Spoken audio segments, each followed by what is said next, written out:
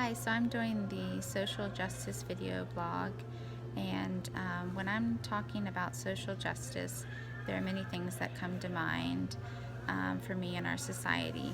But when we talk about social justice from the perspective of professional counseling, there are some other aspects that we can look at.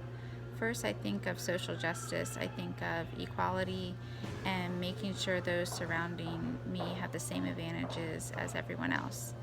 Just as stated in the article we were assigned to read by Crether and Winterroad, there is the idea that all individuals want the right to have access to resources, information, and knowledge to make their own choices. It also states that being a social justice oriented counselor, we are focused on valuing and advocating for the rights and well-being of socially disadvantaged people. Some values associated with social justice counseling are compassion, tolerance, and commitment to change. In the article, the golden rule was do unto others as they would have counselors do unto them.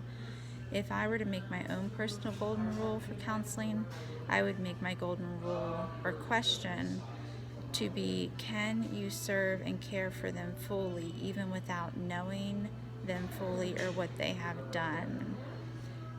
I have picked this rule because I feel like when it comes to social justice and clients, so often we want to know the details and justify if we want to care for that person or not, when we should be willing to serve the person regardless before knowing fully their whole backstory and judging them, in my opinion.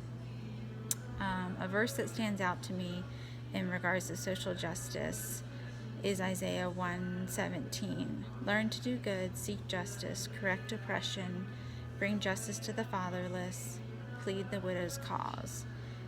I picked this verse because in my work that I'm doing now is mostly with people that are coming from single family homes or who don't have a guardian, mother or father in the home, and I've just seen how much the oppression side of it is really affecting them, or how they feel they have no one standing beside them, and how important having an advocate for them is.